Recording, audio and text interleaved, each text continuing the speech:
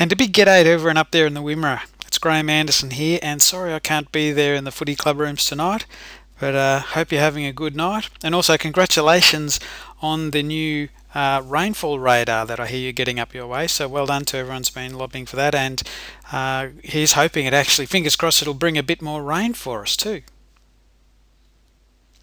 Okay, so just looking at rainfall for the last 3 months from January to March, and we're talking about deciles here. So deciles is just where, for the equivalent period, it's either been decile 1, the driest 10% of years, or decile 10 is the wettest 10%, and you can see that's just above average or below. For most of this part of the world, we did sneak a bit of summer rain in parts, which was a good start. Summer rain's always a bit of a bonus, and still largely waiting on the autumn break to get here proper.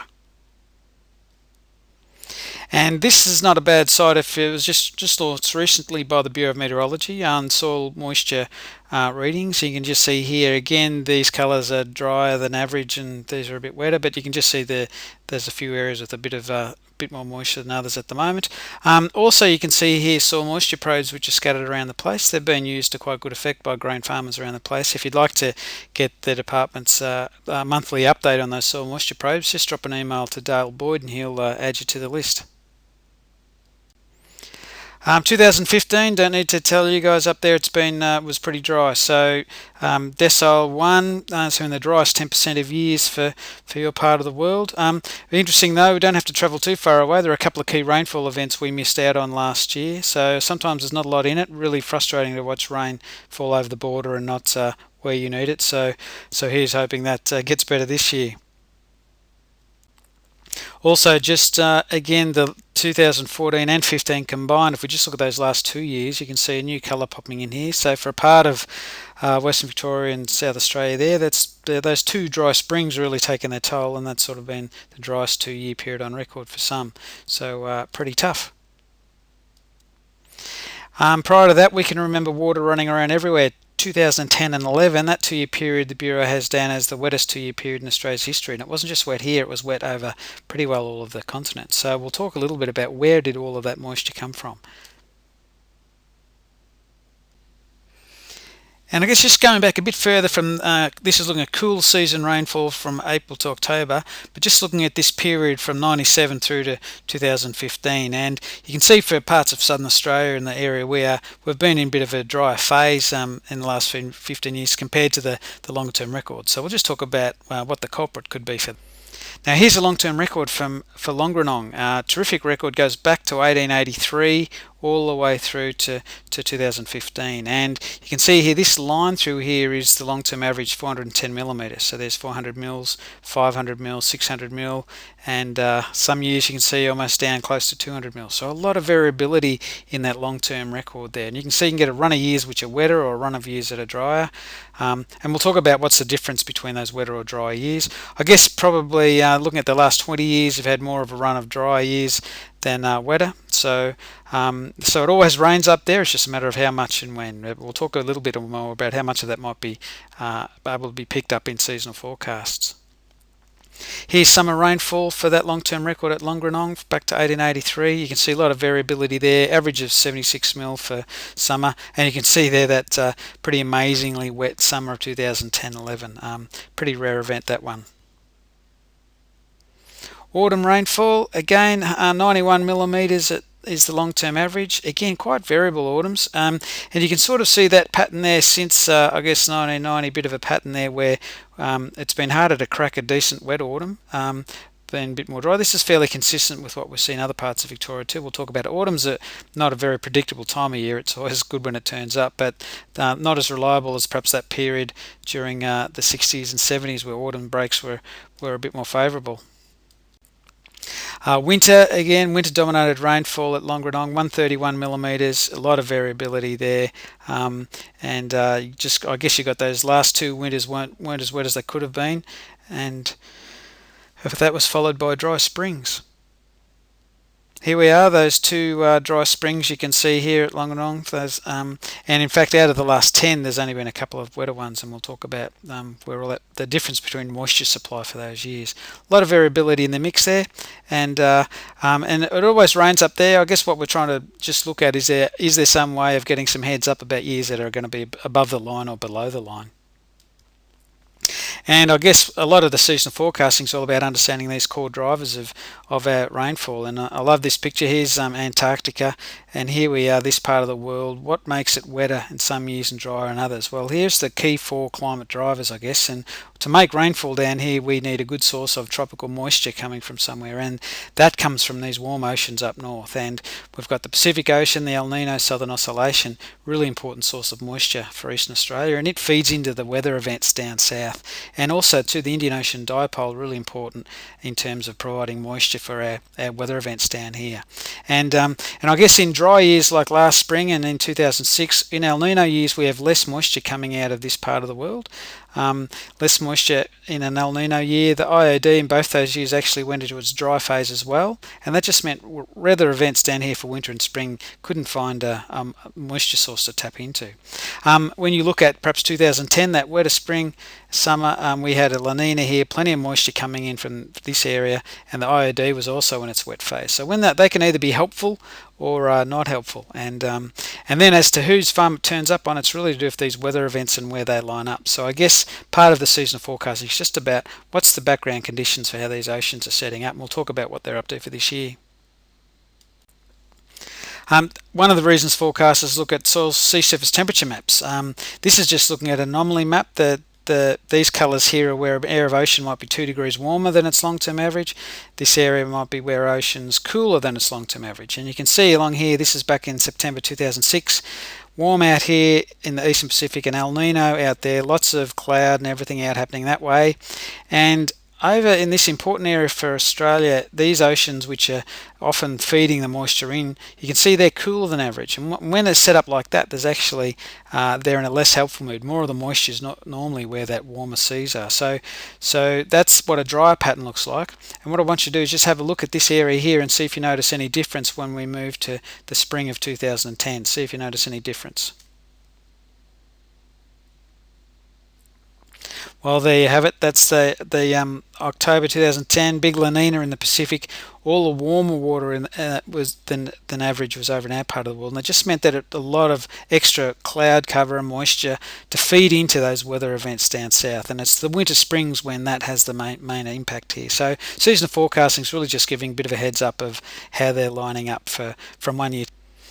Now, just looking at that Longerenong record, what we're doing here is looking back at the previous 31 El Nino events and just seeing how was rainfall in those El Nino years at Longerenong and for August-October rainfall. And normally a third of springs are, dry, one decile 1 to 3, and a third are wet and a third are in the average. But in El Nino years, you can see that at Longerenong, 2 out of 3 of those springs were in the dry decile 1 to 3. There's still a third of El Ninos are okay and snagged a couple of good rainfall events, or there might have been moisture coming in from Indian Ocean or somewhere else, but it does increase the chance of dry spring. And you can see that's a lot of East Australia in those El Nino years tends to be drier because of less moisture. In La Nina years, when there's extra moisture blowing around, when we look at those La Nina years in the spring record at Longerenong, you can see that almost 3/4 of those years were either average or wetter.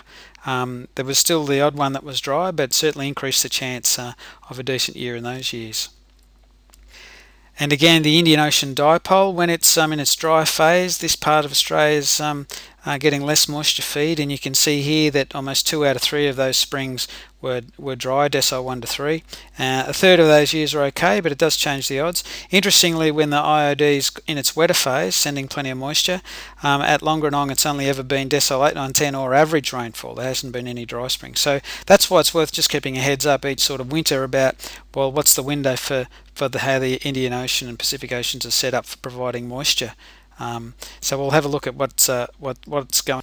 Now, just one thing, analogy I want to make, that when it comes to seasonal forecasts, autumn is a less predictable time of year, and usually our oceans are a bit like our footy teams. They're just still setting themselves up for the year ahead. But once we get to sort of May, June, July, there's a bit more of a lead as to how your footy team's going to be performing and whether they're in the top 4 or the bottom 4. And it's same too for those oceans. Forecasters have a better idea of which way those oceans are going to zig into either wetter phase or dry phase or just stay normal. And we provide commentary on that, and I guess the Break newsletter put out by Dale Gray, that's fantastic commentary for Victorian farmers.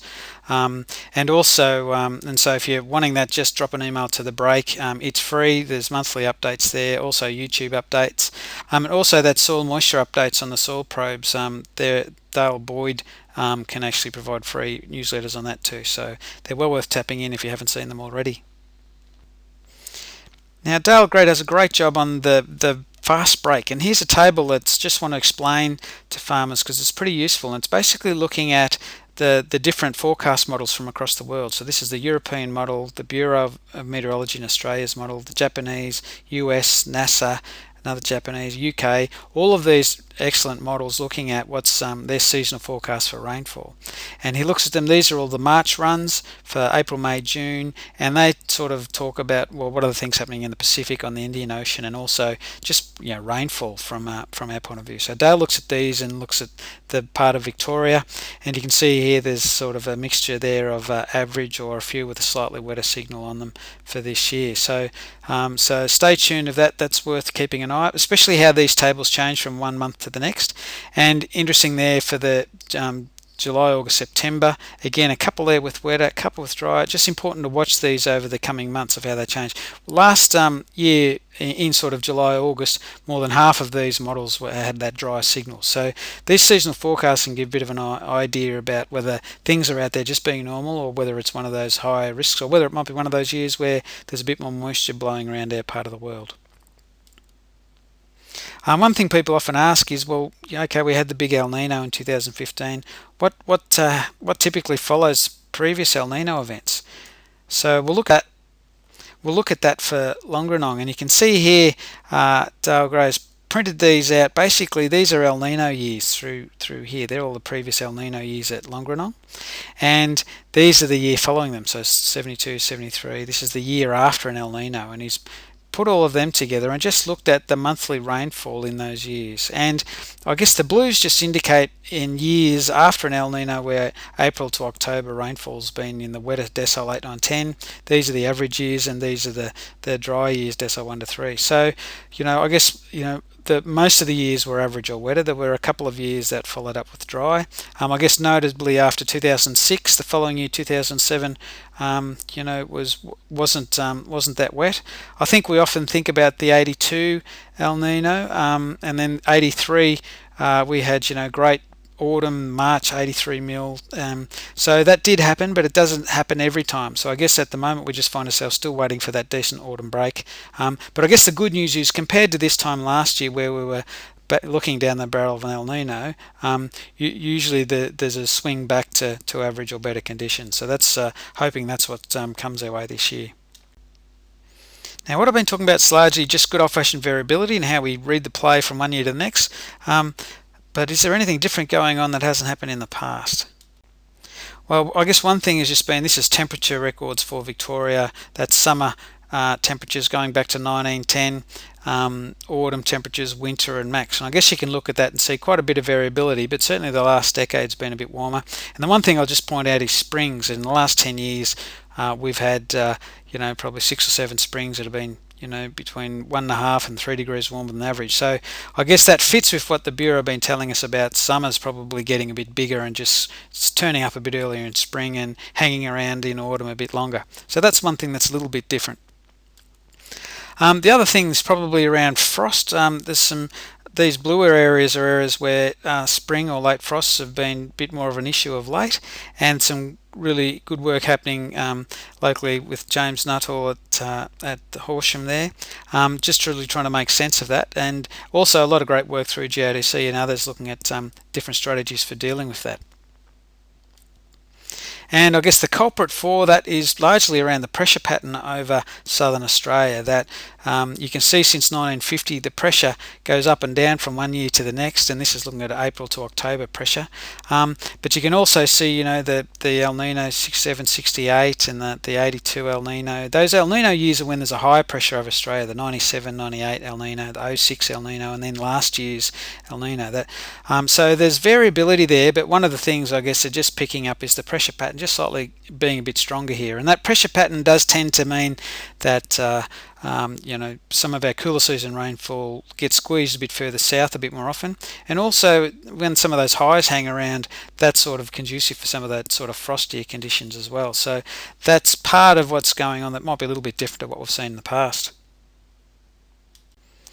And I guess some recent work by the Australian AGIC just sort of looked at, since 2000, a lot of our sort of rainfall seasons, if anything, just nudged a bit further south, which I guess fits with what a lot of farmers have noticed. Right, so from one year to the next, we never know what the weather's going to throw at us, but it has been amazing, really, when you think of the last few years, what a great job farmers and agriculture have done to deal with that variability. And I'm pretty amazed at how much grain people grow per millimetre of rainfall these years, and all because of all these improvements, the new technologies and modern equipment farmers are using, better genetics and systems, are all really helping us to get more out of the rain that does fall. Also, we've got improved farm and regional infrastructure like on-farm storage, water systems, photo communications. All of those things are helping us, and also we've got these sort of growing global markets and connection to markets and value adding, which are all good. Doesn't guarantee we get paid more for them, and that's why it's really critical to have good business management, which can really deal with those variable years and variable income, which is all a part of modern farming, and people have been doing a terrific job at managing that. Farm plans, minimum till. A lot of people remember all of the dust blowing around in the 82 drought, and how we've done such a great job at reducing that from these previous run of dry years, and that's just because of all of those min-tilled soil cover, really important things, and the use of all of these sort of modern technologies, managing soil moisture, keeping weed free over summer, soil moisture probes. All those things are really it's a credit to everyone who's applying all of that. And agriculture's always been dealing with a lot of change, and I guess I've just put down here just some of my observations about how a lot of farms across Victoria deal with that change. And it's interesting that we're not just talking about whether it's changing markets or changing weather patterns or changing technologies. I think these are the sort of changes that have always been there as part of agriculture, and there's these first decisions, which are things that we just sort of change as we're going through them. Then sometimes there's need for some bigger decisions, which are usually a bit more expensive or a bit harder or take a bit more thinking through, and they're things about what do we do if things are a bit drier a bit more often, or how do we handle this or change the enterprise mix or the business system a bit more. And then there's some tougher decisions too, which is really about thinking harder about what if something's not working for you, what is it that's under your control that you can change so that you're enjoying your lot in agriculture. And I'm pretty sure these things have always been there as options in agriculture, and agriculture's always been throwing us plenty of challenges over the years. I think the main thing is that you're working through and doing the changes that are right for you. So good luck with the year ahead, and hope that was of some use. If you want to get any more information or subscribe, just send an email to the break, and all the best for the year ahead.